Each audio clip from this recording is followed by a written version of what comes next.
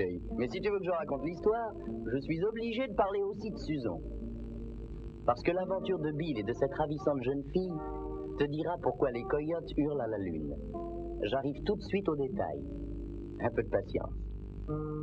Voici la carte des États-Unis. À cette époque, comme tu le vois, l'État qu'on appelle le Texas était entouré de désert. Amen. Bien sûr, il y a d'autres États tout autour. Le Milwaukee, le Wyoming et la baie de Long Island. C'est ça. Une rivière coule du côté du Texas. D'où elle vient, personne ne le sait. Où elle va, tout le monde s'en moque. On est heureux qu'elle passe par là et c'est tout. Cette rivière s'appelle Pecos. C'est de l'alcali pur, de l'eau très très mauvaise. Même les vautours refusent d'en boire. Dans cette région particulièrement sauvage, arriva un jour une carriole. Dedans, maman, papa, 16 gosses, 4 chiens de chasse et aussi 2 chats. Tout ce monde allait vers l'ouest à la recherche d'espace vital. Et ils en avaient vraiment besoin. En traversant le Pecos, quelque chose tomba sur la terre. Les autres ne s'en aperçurent même pas.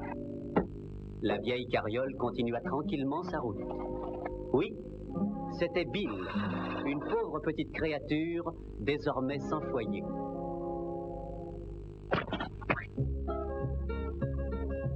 Doucement arrivait la nuit, maman coyote rentrait au logis. Tout le long de la piste, elle trotte, Car elle va retrouver ce bébé coyote. C'était inattendu. Ouais, ça n'était jamais arrivé.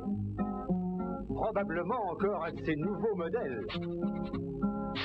Bill la vit et lui sourit. Quelle blague. La maman fut attendrie. Et Bill comprit dans sa petite cervelle qu'il n'avait rien à craindre d'elle. Il se dirigea tout droit vers le biberon. Oui, Bill était plus affamé qu'un ruisseau.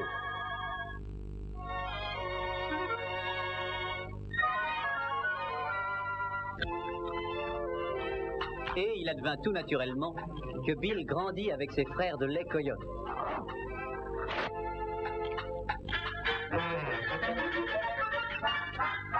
Il en devint rapidement le chef d'une façon que vous pouvez comprendre.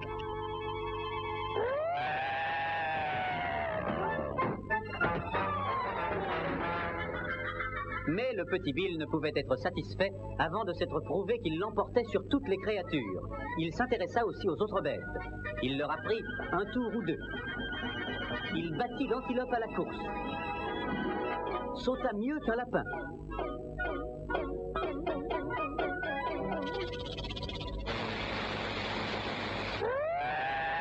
Il sifflait même mieux qu'un serpent.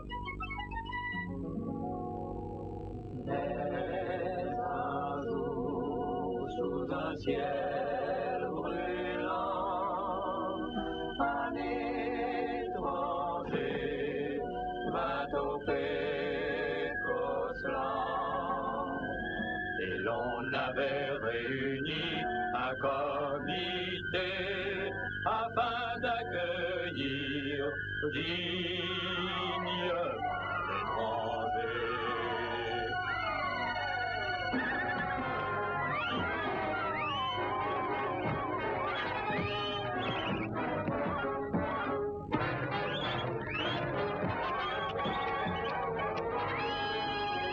50 contre 1.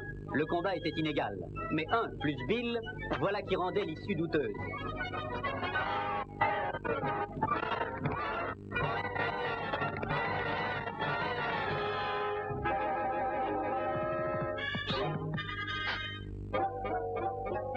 Et ce fut le début d'une belle amitié.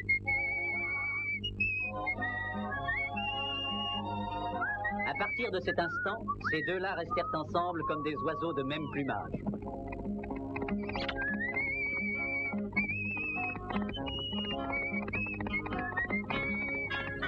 Quand Bill eut grandi, il était naturel qu'il choisît une carrière qui lui convint ainsi qu'à son cheval.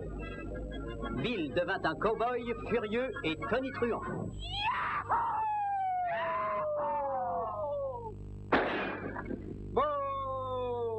Peckersville était bien là de tout le Texas. le meilleur des cow-boys et le plus notoire. C'était un homme dur, farouche, cruel, sans pitié, sans peur et sans cœur. Il allait seulement partout le désespoir. Oh yippee-yi-yi, yippee-yi-yo, pour le plus méchant des hommes de la Lamo. Une fois il prit un fier cyclone au lasso. Il lui monta et s'installa sans frémir. Le fier cyclone ruait, se cabrait. Pendant ce temps, Pécosville fumait. Et il fit de l'ouragan un doux zéphyr. Oh yippee-yi-yi,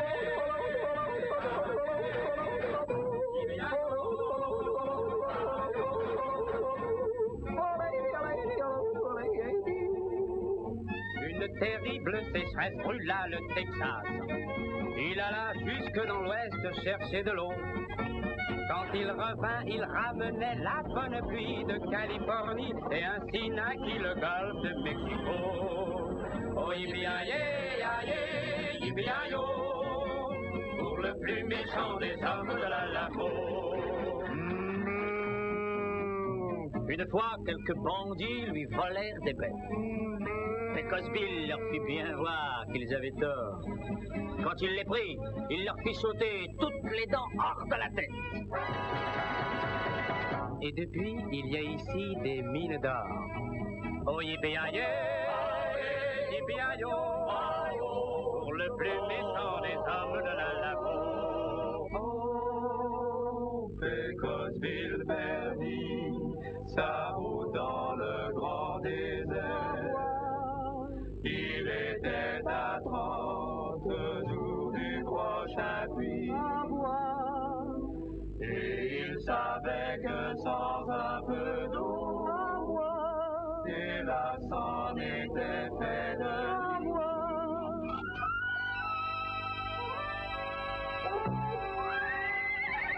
Et pour voir Pécosville à leur Rio Grande, oh yo,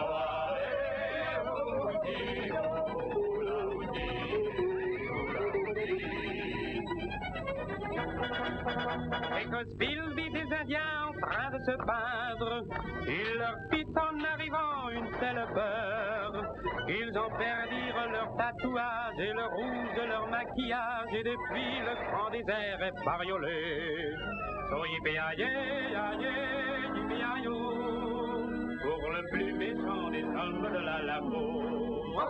Étendu sur un nuage au-dessus du Texas, il fait feu et les étoiles voilent leur face. Mais Pécosville en conserva une qu'il garda toute brillante comme emblème pour la bannière du Texas. Oh yippee-yi-yi, yippee-yi-yo.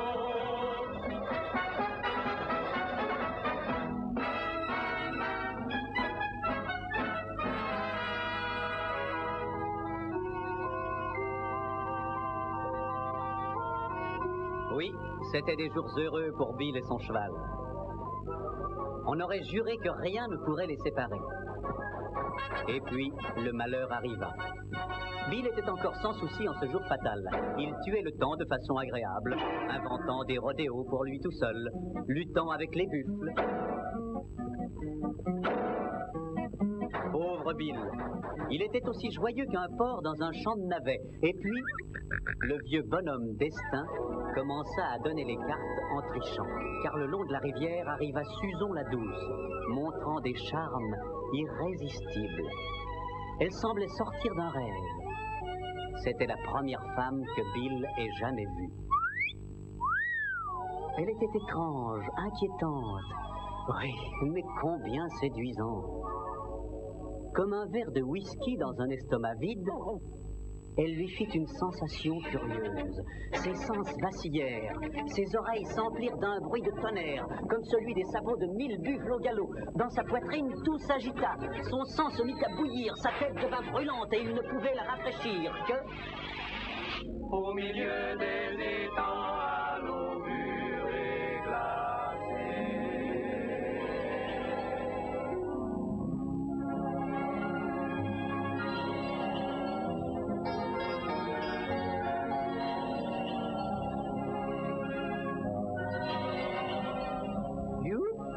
Pécosville venait de découvrir l'amour.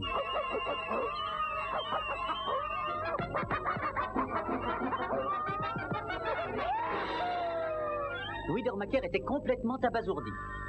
Il appréhendait de nombreux ennuis et il avait bien raison. Bill fit sa cour à la manière cow-boy. Il fit signe à la lune, un baies d'argent qui se leva juste au bon moment. Il dit aux astres qui sont au ciel d'écrire là-haut des mots éternels. Puis il alla vers son ami et plein d'amour et de joie il lui dit: Susan, je vous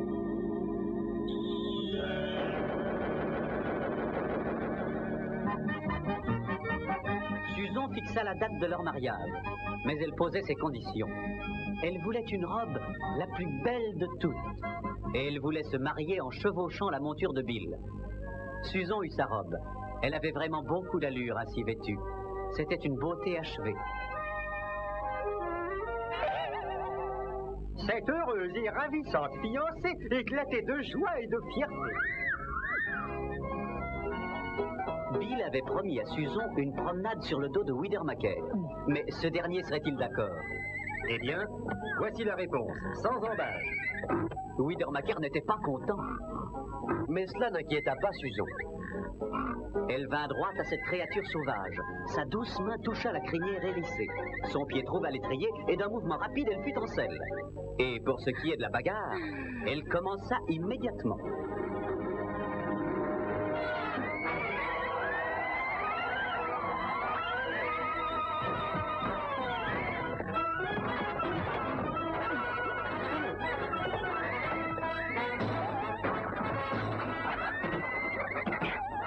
Aucun doute à avoir là-dessus. Susan est une de ces femmes qui savent monter à cheval.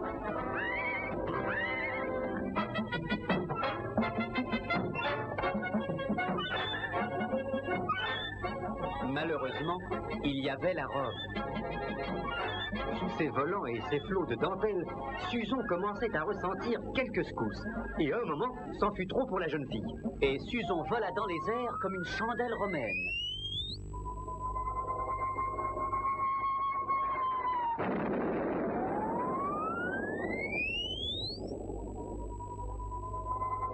Ce diabolique agencement d'acier et de ressorts la faisait rebondir plus haut, toujours plus haut, et il fut bientôt clair pour la multitude que Susan gagnait de l'altitude. Parole, elle a peu de chance de s'en tirer. Mais non, voilà un rayon d'espoir. Regardez, voilà le jeune fiancé qui arrive avec son fidèle lasso. Avec lui, ça ne va pas traîner. On n'a jamais vu Bill manquer son coup. Bill était calme et plein de confiance. Il fit le nœud avec une désinvolture insouciante, calcula la distance, la vitesse du vent. Un tour, 2 tours, une flexion du poignet et il laissa filer. Mais le champion manqua son coup. Que s'était-il passé? Personne n'en a jamais rien su.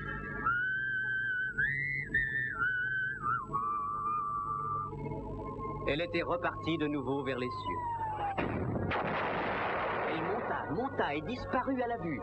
Et loin, loin dans l'espace, l'infortunée jeune fille arriva finalement dans la Lune et y resta. Dans l'État du Texas, la vie continue toujours de la manière habituelle. La rivière Pecos coule entre ses rives, mais le plus grand cow-boy de la Terre n'est plus.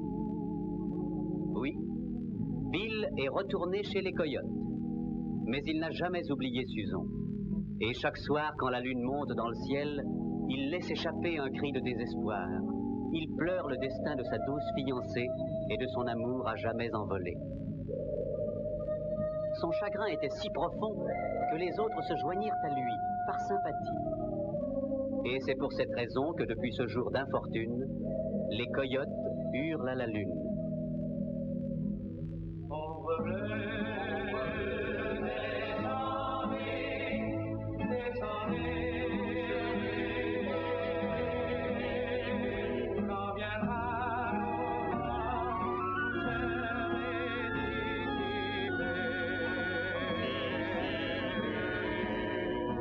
Mais pendant que la lune vit sur l'eau,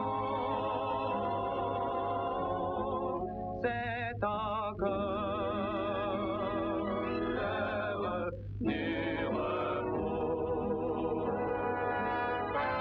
L'heure du repos.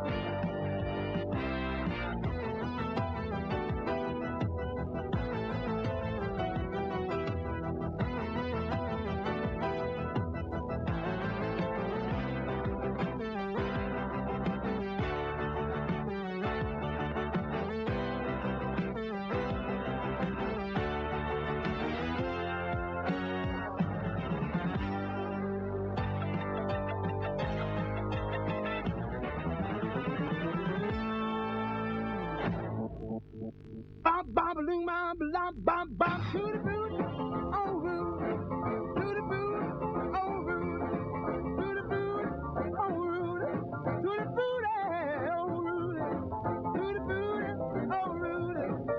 Oh, bam, bam, bam, bam, bam, I got a girl named Sue. She knows just what to do. I got a girl named Sue. She knows just what to do. She rocks to the east. Rock to the west, but she's a gal that I love best. To the booty, oh Rude, to the booty, oh Rude, to the booty, oh Rude, to the booty, oh Rude, to the booty, oh Rude. Oh, wop, bop, doo, bop, bop, bop, bop. I got a gal named Daisy. She almost drives me crazy. Got a gal named Daisy. She almost drives me crazy. She knows how to love me, yes indeed. But you don't know what you do to me. To the booty, oh Rudy. To the booty, oh Rudy. To the booty, oh Rudy. To the booty, oh Rudy. To the booty, oh Rudy. Pop, pop, pop.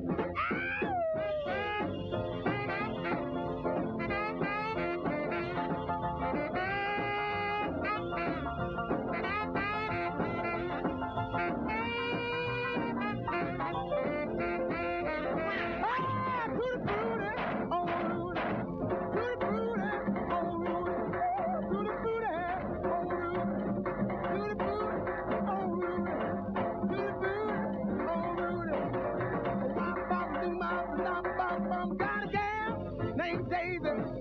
She almost drives me crazy. Got a gal named Daisy. She almost drives me crazy. She knows how to love me, yes indeed. Boy, you don't know what she do to me. To the booty, oh Rudy. To the booty, oh Rudy. To the booty, oh Rudy. To the booty, oh Rudy. To the booty, oh Rudy. Oh, wop, bop, doo, bop, lop, bam, boom. Dans notre prochain épisode, vous verrez comment un redoutable imposteur prend le rôle de commandant afin de terroriser les rancheros et de leur extorquer davantage d'argent pour l'Aigle Noir. Notre nouveau commandant accepte-t-il qu'on traite ainsi nos rancheros? Le nouveau commandant est ici pour ramener l'ordre et la loi à Los Angeles. Joignez-vous à nous quand Walt Disney vous présentera L'Agent de l'Aigle Noir, une nouvelle aventure de Zorro. Dire qu'il faut attendre la semaine prochaine pour la suite.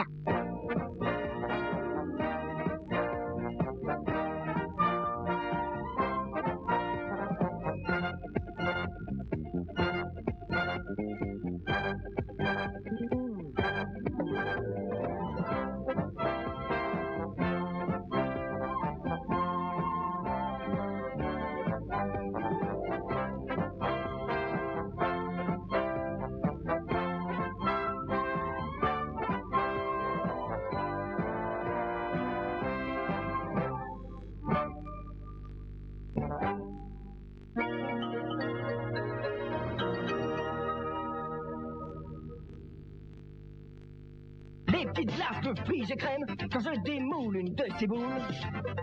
J'ai du mal à rester cool. Chocolat, pistache, passion, cassis. Ah mais il y a foule. Ces petites boules, j'en suis ma boule. Les petites boules de fruits et crème, le plaisir des boules. Doroténis. Doroténis. Doroténis. Non, franchement, silence. C'est à toi. Les Chicken McNuggets de McDonald's sont de délicieux beignets de poulet croustillants et bien dorés. Avant de croquer votre Chicken McNugget, trempez-le généreusement dans la sauce que vous aurez préalablement choisie. Barbecue, chinoise, miel ou moutarde. Oh, c'est bon. Non mais c'est vrai, excuse-moi, c'est fantastique. Qu'est-ce qui t'arrive? Chicken McNuggets de McDonald's, l'appétit vient en rayon.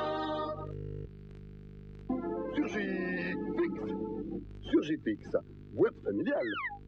Le pansement qui libère le mouvement. Quand le pain croustille, Que les saucisses croquent. hot dogger on craque. Hot dogger, pour qu'il se relaxe. Chez nous c'est super. Hot dogger. Hot dogger de camping-gaz. Et relax les hot dogs. Vous aimez jouer au loto?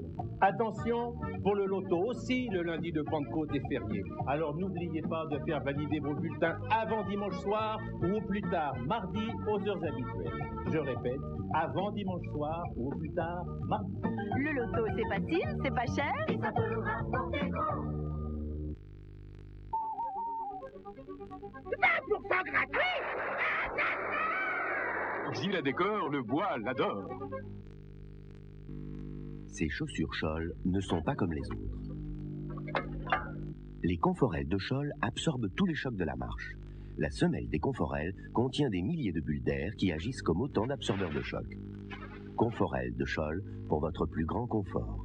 Liste des chausseurs sur simple appel gratuit.